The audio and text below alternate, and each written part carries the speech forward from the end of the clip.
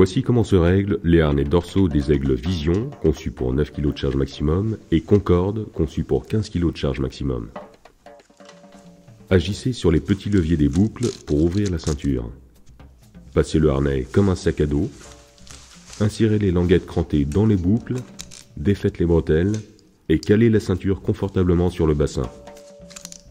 Agissez sur les grands leviers des boucles pour bien serrer la ceinture. Raccrochez les bretelles et ajustez-les.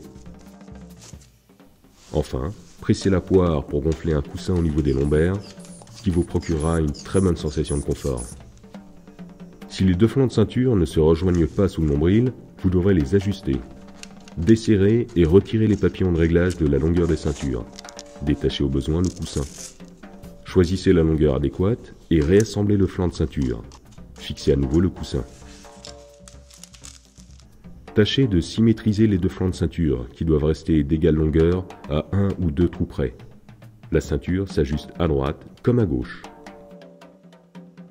Une fois le harnais parfaitement ajusté et serré, décrochez le bras de la station d'équilibrage.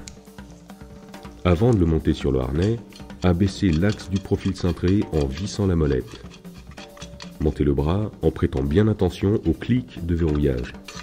Dévissez à présent la molette de réglage d'assiette avant-arrière du harnais pour que le bras penche légèrement vers vous. Puis vissez la molette de réglage d'assiette gauche-droite sur le bras pour qu'il penche légèrement à droite. Enfin, serrez la molette de verrouillage du bras sur le harnais. Avant de prendre en charge le stabilisateur, appuyez et poussez sur le bras pour vérifier qu'il est bien verrouillé. À présent, penchez-vous légèrement en avant, sans plier les genoux, et insérez le tenon du bras dans le manche coudé du stabilisateur. Faites un pas en avant tout en vous redressant pour permettre au bras de commencer à porter la charge. Ôtez la pige de sécurité et quittez le stand. Réglez la position du coude, l'un de ses axes de rotation est freiné. Lâchez prudemment le stabilisateur devant vous.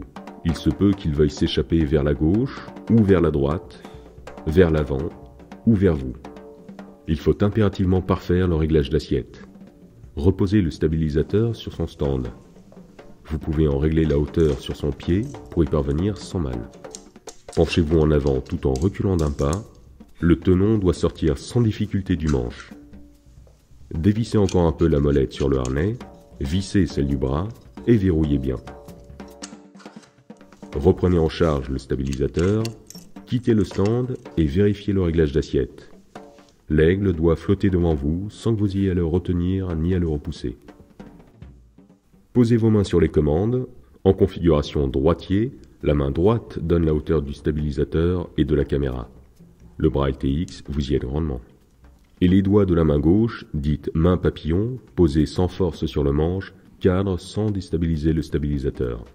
Vous apprendrez avec le temps à doser la bonne quantité de pression. Pour effectuer un panoramique, travaillez par impulsion ou pianoter sur le manche de gimbal. Lorsque vous vous déplacez, conservez toujours le stabilisateur à gauche, quel que soit le mouvement.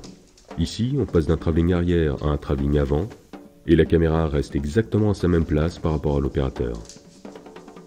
Il existe beaucoup de gestes et de techniques pour utiliser correctement et efficacement un stabilisateur. Nous serons ravis de vous les apprendre.